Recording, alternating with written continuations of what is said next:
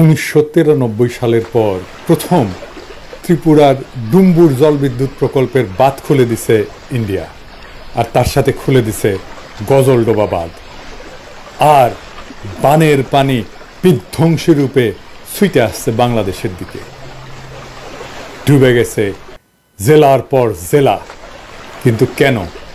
কারণ বাংলাদেশকে বন্যায় ডুবাই দিয়া ভারত প্রফেসর ইউনূসের সরকারকে বিপদে ফেলতে চাইতেছে। একই সাথে বাংলাদেশের ছাত্র জনতা দিল্লিদাসী হাসিনাকে জয় বাংলা করে দিছে, তার মানে ইন্ডিয়ারে আউট করে দিছে। এইটা সফল করায় ভারত তার প্রতিহিংসা চরিতার্থ করতেছে। ভারত আর হাসিনা আমাদের যে কোনো বৈধ লড়াইকে জঙ্গি জামাত ট্যাগ দিয়া ডিলেজিটিমাইজ করত।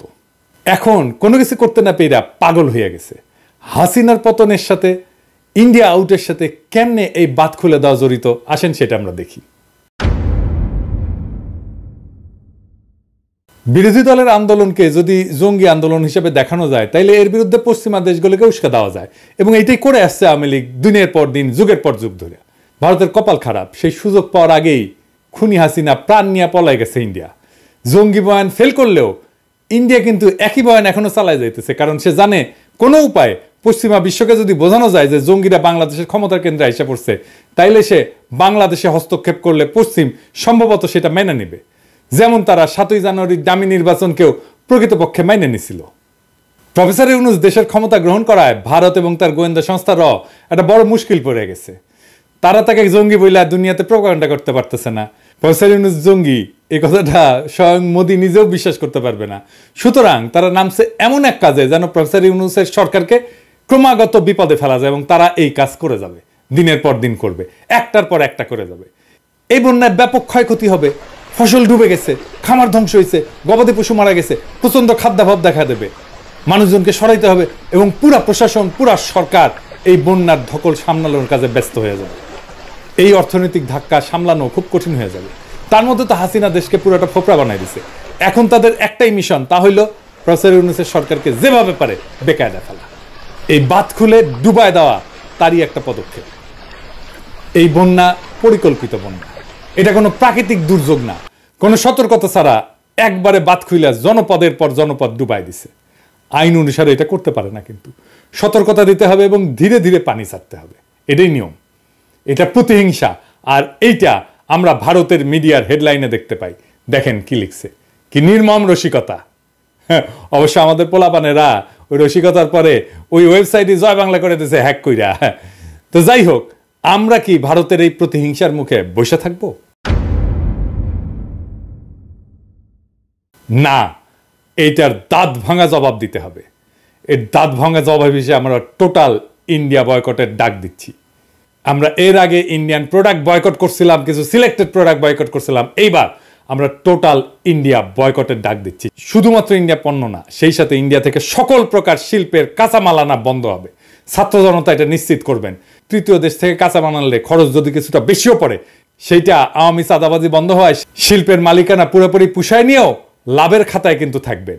আমাদের সাপ্লাই চেইন ইন্ডিয়া থেকে সরায় নেওয়ার এটাই মোক্ষম সময়। একই সাথে ভারতের সকল এয়ারলাইন্সকেও বয়কট করা হলো। ইন্ডিয়ান কোনো এয়ারলাইন্সে কেউ টিকিট কাটবেন না, কোনো বন্দরে ভারতীয় মালামাল খালাস করবেন না, কোনো দোকানে ভারতীয় পণ্য পাইলে সেটা এখন ধ্বংস করবেন। আমরা এর আগে বলছিলাম তুলে নিতে বলবেন, না রাখতে বলবেন, কিন্তু এখন বলতেছি এটা ধ্বংস করবেন।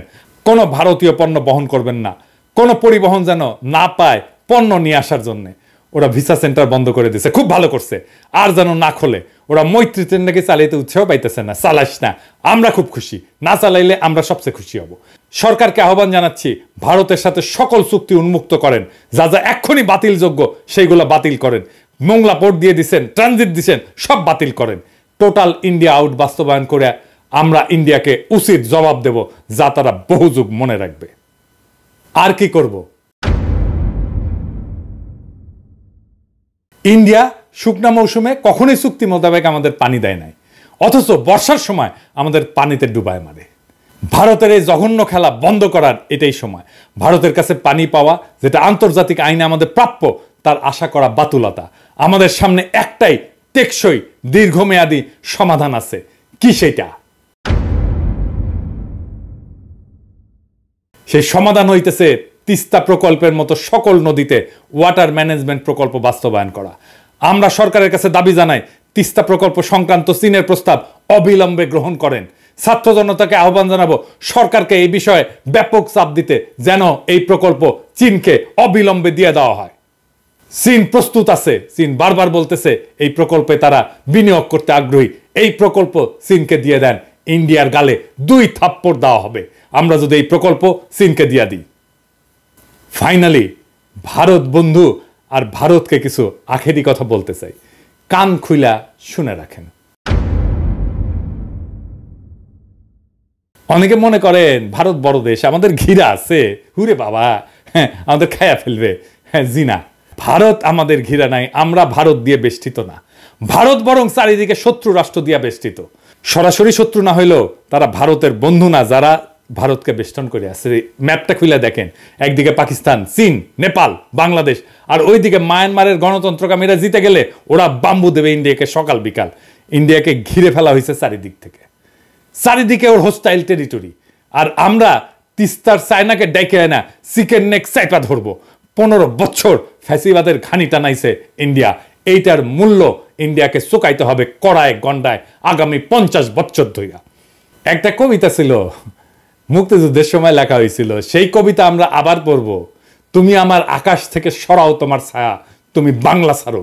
তুমি আমার বাতাস থেকে মোছো তোমার ধুলা, তুমি বাংলা ছাড়ো। তুমি আমার জলস্থলের মাদুর থেকে নামো, তুমি বাংলা ছাড়ো। শত্রু দেশের সাথে কোনো ডিলিংস না, ইন্ডিয়ার সাথে কোনো ডিলিংস না। যারা শত্রু দেশের সাথে হাত মিলাবে তাদের ক্ষমা নাই।